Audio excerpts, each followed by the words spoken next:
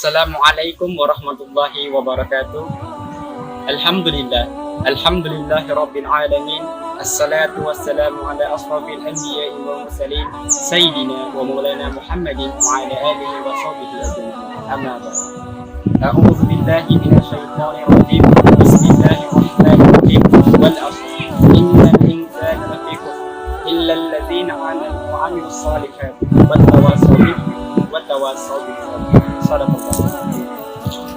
Yang terhormat pengasuh Pondok Pesantren Bina Insani, yang saya hormati Presiden Pondok Pesantren Bina Insani beserta jajaran kepengurusannya. Tak lupa segenap mahasantri Pondok Pesantren Bina Insani yang saya cintai dan saya banggakan.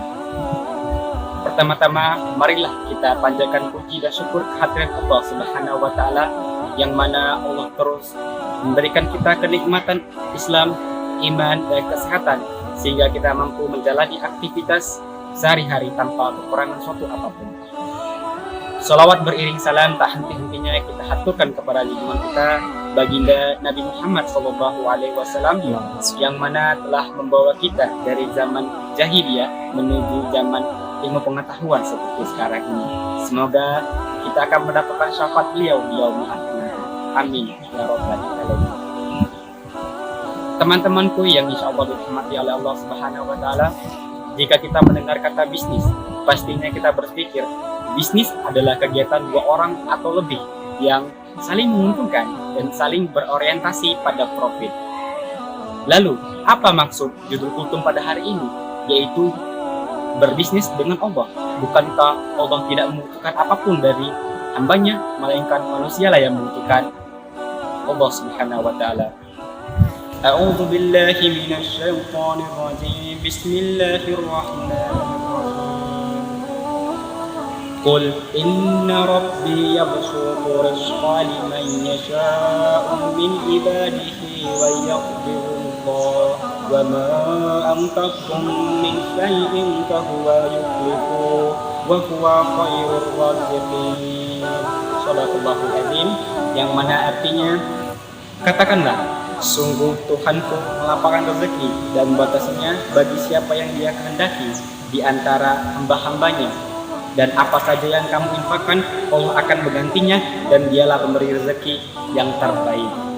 Teman-temanku yang insya Allah dirahmati oleh Allah Subhanahu wa taala, berdasarkan penggalan surat As-Sabbah ayat 39 ini dapat kita simpulkan bahwasannya sedekah adalah makna dari berbisnis kepada Allah Subhanahu wa taala. Sedekah adalah jadi salah satu media kita untuk berbisnis kepada Allah Subhanahu wa taala. Misalnya kita menyisihkan sedikit harta kita untuk pembangunan masjid, donasi kepada kaum fakir dan miskin, insya Allah Allah akan mengganti apa yang telah kita sedekahkan di dunia. Selayaknya bagaimana kita berbisnis yang akan menghasilkan profit. Teman-temanku yang insya Allah dirahmati oleh Allah Subhanahu wa taala, selanjutnya saya akan membagikan keutamaan sedekah. Yang pertama, sedekah membawa keberkahan pada harta yang dimiliki. Sesuai dengan sabda Nabi Muhammad SAW, Rasulullah SAW bersabda, harta tidak akan kurang dengan sedekah, dan seorang hamba yang pemaaf pasti Allah tambahkan kewibawaan hidupnya. Hadis riwayat Muslim. Yang kedua, sedekah bisa menghapus dosa. Rasulullah SAW bersabda, sedekah dapat menghapus dosa sebagaimana air memadamkan api. Hadis riwayat Tirmizi. Yang ketiga, pahala orang yang bersedekah akan dilipat gandakan. A'udzu billahi minasy syaithanir rajim. Bismillahirrahmanirrahim. Innal musadiqina wal musadiqati wa aqrabullah qardan hasanan yudha'afu lahum wa lahum ajrun karim. Shadaqallahul azim. Sesungguhnya orang-orang yang bersedekah, baik laki-laki maupun perempuan, dan meminjamkan kepada Allah pinjaman yang baik, niscaya akan dilipat gandakan ganjarannya kepada mereka dan bagi mereka pahala yang baik. Quran surat Al-Hadid ayat 18.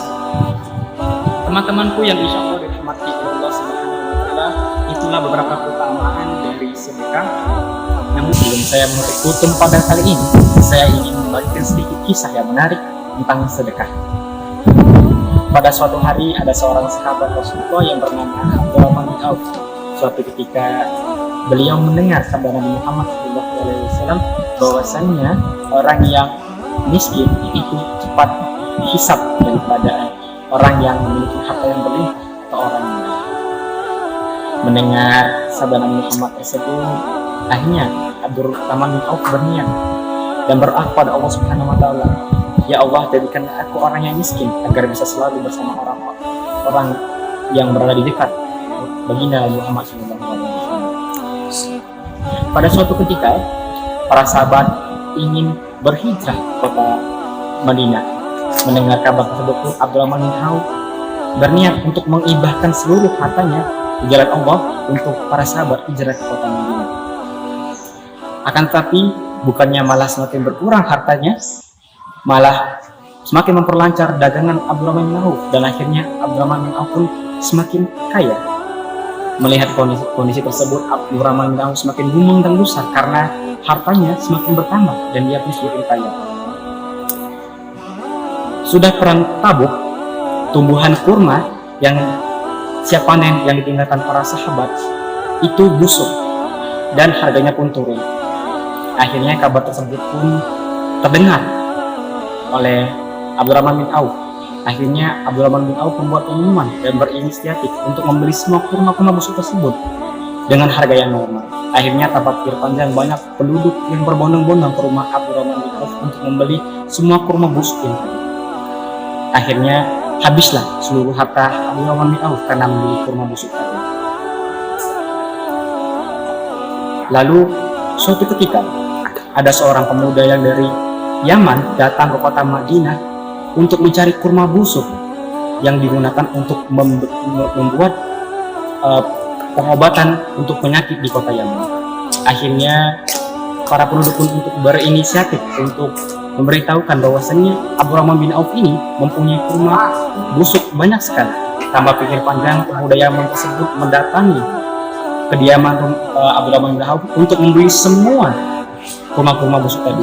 Mendengar penjelasan dari pemuda Yaman tadi, akhirnya Abdurrahman bin Auf menjual semua kurma busuknya karena untuk kepentingan pengobatan penyakit di kota Yaman. Alhasil Abdurrahman bin Auf pun kembali kaya dan kekayaannya semakin bertambah-tambah karena kurma busuk tadi dijual 10 kali lipat dari harga normalnya. Teman-temanku yang insyaallah dirahmati Allah Subhanahu wa taala, dari kisah tersebut bisa kita tahu lagi bersama bahwasanya sedekah itu tidak mengurangi harta kita sedikit pun, malah semakin memperlancar harta kita. Demikian yang dapat saya sampaikan. Kurang lebihnya saya mohon maaf, kepada Allah saya mohon ampun. Saya akhiri, wabillahi taufiq wal hidayah. Wassalamualaikum warahmatullahi wabarakatuh.